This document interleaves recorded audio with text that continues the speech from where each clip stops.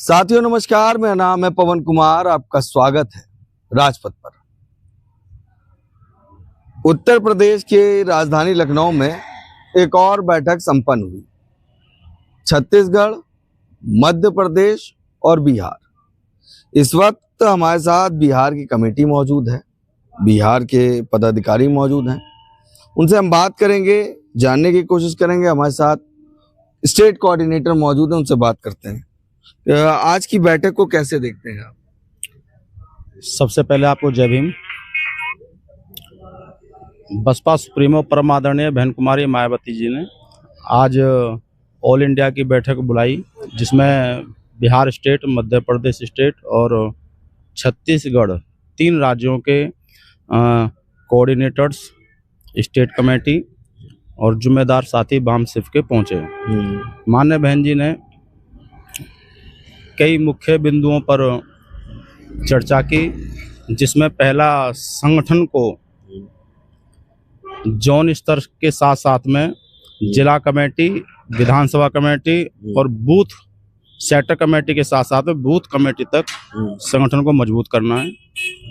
दूसरी बात, माननीय बहन जी ने अभी जिस प्रकार मान्यवर साहब काशीराम जी का जन्मदिन बड़े जोश और उल्लास के साथ में देश भर में मनाया गया, उनको श्रद्धासुमन अर्पित किए गए, तो माननीय बहन जी ने उस कार्यक्रम की भी सराहना करते हुए कार्यकर्ताओं का मनोबल बढ़ाया है और विरोधी पार्टियों में के जो लोग हैं उनसे भी सावधान रहने की अपील की है कि जिन लोगों ने बाबा साहब को कभी भारत रत्न से सम्मानित नहीं किया और मान्यवर साहब काशीराम जी के परिनिर्वाण पर भी उनके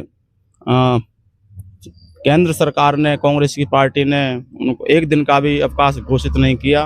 इधर समाजवादी पार्टी गवर्नमेंट थी, उन्होंने भी एक दिन का भी राष्ट्रीय अवकाश घोषित नहीं किया।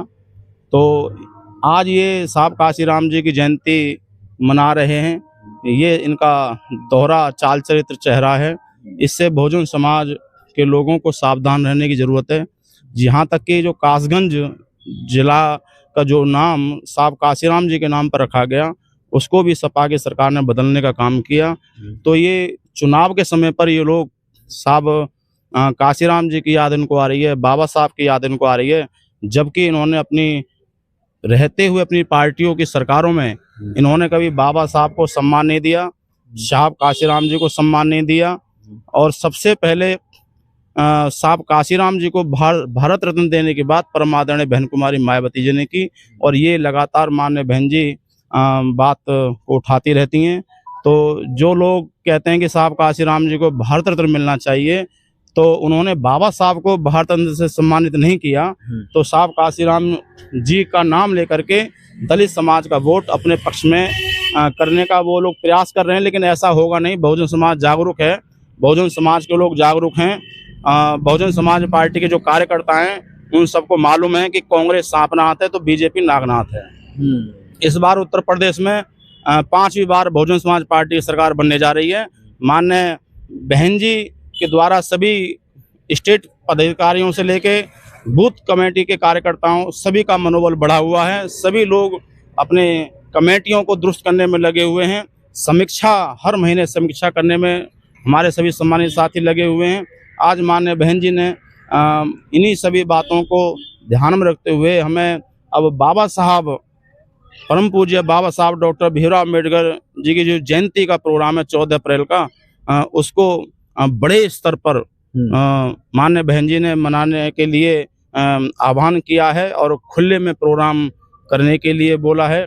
क्योंकि सभी पार्टी के लोग बाबा साहब का तो नाम लेते हैं, लेकिन बाबा साहब के विचारों पर चलते नहीं हैं, क्योंकि ये सब दिखावा है, ये छल है जो बहुजन समाज को वोट के द्वारा ठगा जाता है। तो ऐसा नहीं होना चाहिए। बहुजन समाज को जागरूक होकर के अपना कौन है, पराया कौन है, उसकी पहचान होनी चाहिए। इस बार बहुजन समाज पार्टी पहले की तरह 14 अप्रैल पर मान्यवर बाबा साहब डॉक्टर भीमराव अम्बेडकर जी की जयंती का प्रोग्राम बड़े ही स्तर पर मनाने का काम कर रही है। हर राज्य में कर रही है और जोन स्तर पर जयंती का जो कार्यक्रम है वो मनाया जा रहा है। मतलब इसको थोड़ा सा और क्लियर कर दें, जॉन स्तर पर मतलब हुआ कि लोकसभा वाइज जोन स्तर का है ना अभी? ये नया पैटर्न है। और माननीय बहन जी जैसे लोकसभा का इलेक्शन है तो माननीय बहन जी ने स्टेट को 4 जोनों में बांटने का काम किया। जो बड़े स्टेट हैं वो 4 जोनों में, जो छोटे स्टेट हैं वो 2 जोन या 3 जोनों में भी वो कर सकते हैं। आज की बैठक में तमाम बिंदु निकल के सामने आए, मगर हम बात करेंगे बिहार की, और बिहार की बात करने के लिए हमारे साथ बिहार के प्रेसिडेंट मौजूद हैं। पहले इनसे बात करते हैं और जानने की कोशिश करते हैं कि बहुजन समाज पार्टी में जिस तरह से कार्य चल रहा है और बिहार में जो नतीजा आया उसको लेकर क्या कहेंगे। अध्यक्ष जी, पहले तो आपका राजपथ में स्वागत है। आपको भी बहुत बहुत धन्यवाद, आपका भी स्वागत है। अध्यक्ष जी, बिहार में क्रॉस वोटिंग हुई, राजद के साथ राजद के लोग नहीं दिखे, कांग्रेस के लोग नहीं दिखे, मगर बसपा ने वहां बीजेपी के खिलाफ जाके एक वोट किया। सबसे पहले तो आदरणीय बहन कुमारी मायावती जी जो हमारी राष्ट्रीय अध्यक्ष हैं, हमारी नेता है, उनका हम कोटि कोटि आभार प्रकट करते हैं कि आदरणीय बहन जी ने पूरे देश के सारी गतिविधियों पर, पार्टी के संगठन से लेकर तमाम चीज़ों पर बहन जी डायरेक्ट नज़र रखती है। और मैं स्पष्ट रूप में आपको बता देना चाहता हूं कि हमारी पार्टी आदरणीय बहन जी के निर्देश पर हमारे कार्यकर्ता चट्टान की तरह खड़े नजर आते हैं, चाहे हमारे छोटे कार्यकर्ता हो या बड़े कार्यकर्ता हो या हमारे जीते हुए एमएलए हो। पार्टी के जो गाइडलाइन होता है उसको फॉलो करते हैं। इसलिए आदरणीय बहन जी बार बार कहती हैं कि हमारा वोट तो ट्रांसफरेबल है, जो इधर से गाइडलाइन होता है उसके आधार पर हमारा वोट ट्रांसफर होता है, और ग्रास रूट पर भी। और ये तो ऊपर की बात आप देख रहे हैं जी। और जो ढिढोरा पीटते हैं, बहन जी से तुलना करते हैं या बहन जी पर विभिन्न तरह के आरोप गढ़ते रहते हैं, कुछ पार्टियां इस देश में तो हमारे मूवमेंट से परेशान होकर के, जो हमारा जो मूवमेंट चल रहा है पूरे देश में, इससे परेशान होकर कुछ पार्टियां तो हमारे ऊपर भिन्न भिन्न तरह के इल्जाम लगाते हैं। कोई बीजेपी का बी टीम बताते हैं तो कोई कुछ बताते हैं। लेकिन आप अब मीडिया वाले हैं, आप तो पूरे देश दुनिया को देख रहे हैं, आपको स्पष्ट हो गया होगा कि वास्तव में इस देश में वास्तव में सामाजिक परिवर्तन की लड़ाई कौन पार्टी लड़ रही है और किसके नेतृत्व में लड़ा जा रहा है, अब छुपा हुआ नहीं रहा।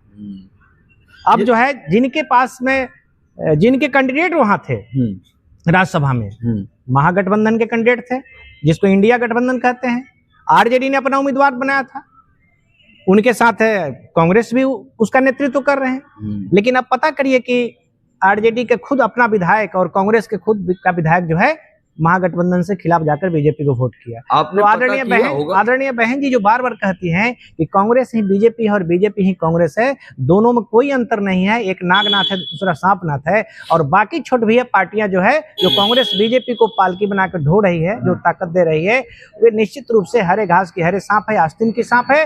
वह उसकी लड़ाई न कांग्रेस से है न बीजेपी से है, उसकी लड़ाई सिर्फ बीएसपी से है।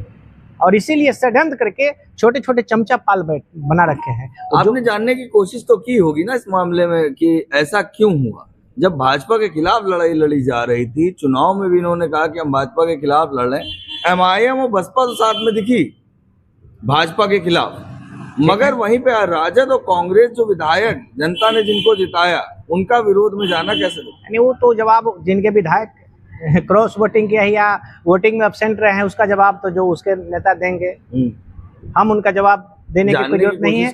लेकिन जानना तो स्पष्ट है। बहन जी अगर हमारी नेता बार बार कहती है कि कांग्रेस ही बीजेपी है और बीजेपी ही कांग्रेस है, दोनों में कोई फर्क नहीं है, और कांग्रेस बीजेपी के साथ जो भी पार्टियां अलायंस में उसको ताकत दे रही है, वह निश्चित रूप से ये समाज हित में काम नहीं कर रही है, ये संत गुरु महापुरुषों के विचारों से बिल्कुल हट के काम कर रही है, परम पूज्य बाबा साहब के दिए गए संविधान से हट के काम कर रही है, हमारे संत गुरु महापुरुषों के विचार से बिल्कुल हट के काम कर रही है। कहने के लिए चाहे आरजेडी हो, चाहे जेडीयू हो, चाहे अन्य पार्टियां आज चाहे भीम संवाद कर ले, भीम चर्चा कर ले, मनोहर साहब की जयंती मना ले, लेकिन सिर्फ जुबान से मनाना है, दिल में उनको कहीं भी जगह नहीं है। अगर दिल में जगह होता तो आदरणीय बहन कुमारी मायावती जी हमारी जब उत्तर प्रदेश की जब सरकार में रही तो उन्होंने संत गुरु महापुरुषों के नाम पर जो मानवर काशीराम साहब के नाम पर जो जिला बनाया, उनके नाम पर जो संस्थाएं बनाया, तो उसका नामकरण चेंज किया गया। किसके द्वारा?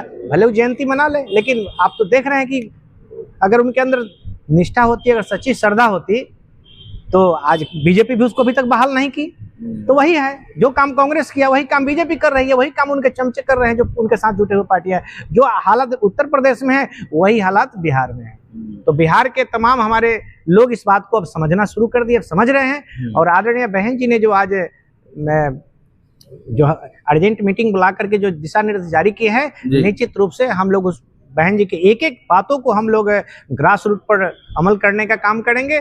और जितने हमारे जिम्मेदार पदाधिकारी हैं, हमारे स्टेट से कोऑर्डिनेटर, हमारे मुख्य सेक्टर प्रभारी बिहार को देख रहे हैं, राजाराम साहब जो पूर्व के सांसद रहे हैं, हमारे स्टेट के केंद्रीय कोऑर्डिनेटर हमारे आदरणीय दिनेश कुमार गौतम लगे हैं, मुख्य जोन प्रभारी हमारे हरकेश्वर पासवान लगे हैं, हमारे प्रदेश के वाइस प्रेसिडेंट व्यास मुनि दास जी हैं, हमारे माइनॉरिटी समाज से ये करीम अंसारी जी हैं, अब्दुल करीम अंसारी जी हैं।